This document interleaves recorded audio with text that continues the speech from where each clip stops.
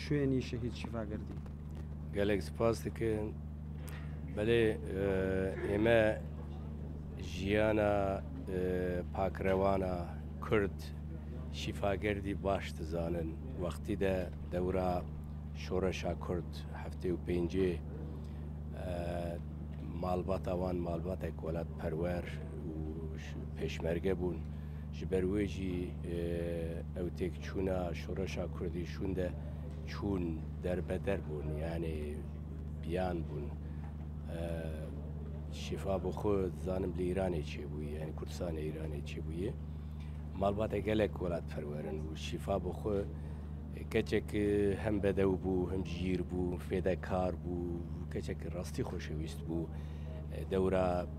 پروگرام تلویزیونی چه دکن یعنی دواrekî de bu wê fêdekarî û dilvîniya xwe rengekî ciwan dabû rûdawê jî me di programa de dewra sêr dikir kêfa mirov dihat digot keçê Kurd wisa him bedewin him jîrin him fêdekarin welatekî wisa jinê xwe wisa jîr bi mana xwe ew millet pêş dikeve لێ بخابن ژیانێ دە مرۆڤ جار هەیە تشتا حەساب ناکە وێ چۆنی وەرە ئەو تشت چێبوو بسەردە ینی شەهید بوونا شیفاخان هەر کەس غەمگین کرد ئەم هەموو غەمگین بوون ئەس بخۆ دهنی ئەڵمانیا هاتم تایبەتی بۆ وەرم سەریکی لە ڕووداوێ بدەم وەرجارێکی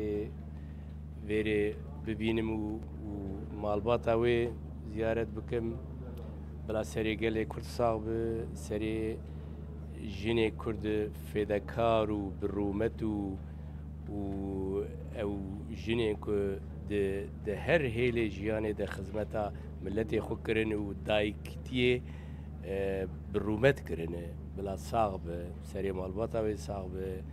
em şîfa ji bîr nekin şîfa bi باورم به شهیدبوونا خۆشی بوو وەکە سمبۆلێکێ سمبۆلێک فێدەکاریە جوانیە ژیریە و وەلات پەروەریە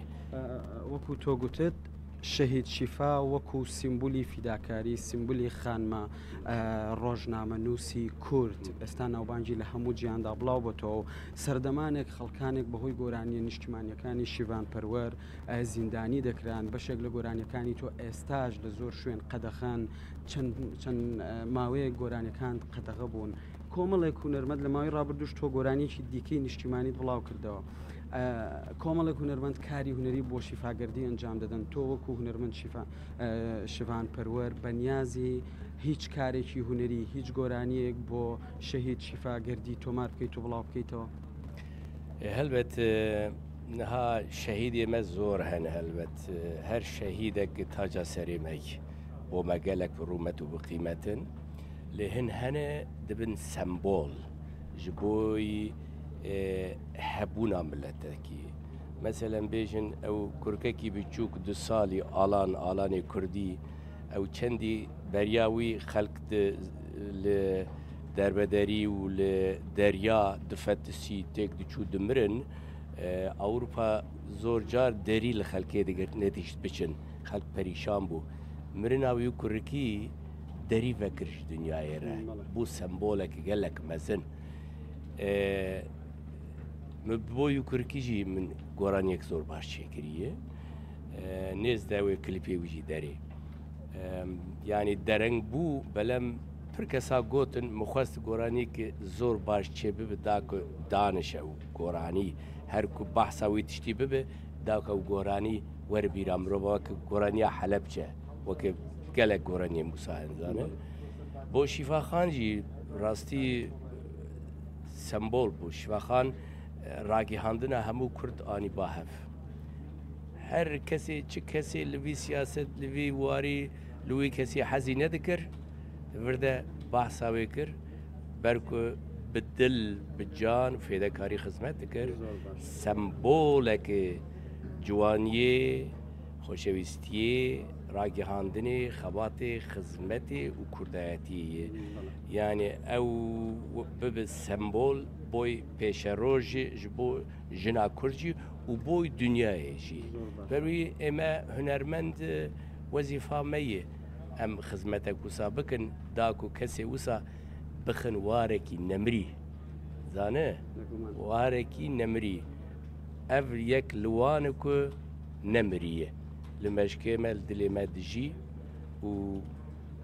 بژی شیفاخان بژی ئەوێ هەر بژی هونەرمەند شیڤان پەروەر لە سەردانی بۆ ئۆفیسی شیفاگردی بۆ شوێنی دانیشتنی شەهید شیفا بە تەنیا نەهاتووە بەڵکو کوڕەکەشت لەگەڵتدا و هەروەها سەرۆکی ئەو نووسینگەی تۆ کە لە ئیمارات هەیە لەوێن حەجی ئەحمەد سەرخەبوون پەروەرە حەجی عارف برادەرێمەیە و کێکێمە محەممەد خێرە و پێک بێمە هاتن سەرخەبوونە بەلێ بەلێ ڕوودا و تەلەڤزیۆنێکمەی تەلەڤزیۆن خزمەتە ملەتێک کوردەکە هەر هاوایی ڕاستی دبینم گەلێکە چ خۆرتێمە خزمەتێکن دەستی وان خۆش هەمووژیش بەر شیفاخان دلبریندارن دزانم بلا سەرێ هەمیا سابە سەرێ ملەتی کورد ساب هەر کەسێ ئیشیە نەتەنێ کورد ملەتی دیژی بەرێ ئیشیان زانە یعنی غەمگینیاک مەزنە بەلەم شیفاخان وسا ڕۆلێک لیست بووێ خزمەتێ سمبۆل بوو ینی میناک بوو سمبۆل ئێمەژی وەزیفا مە هونەرمەندان بۆی سمبۆلێ هەر بلندتر بکە بۆی پێشە ڕۆژە ژنا کورد و ملەتێ کورد و فێدەکاری و خزمەتێ هونەرمەند شیڤان پەروەر زۆر سپاس بۆ هاتن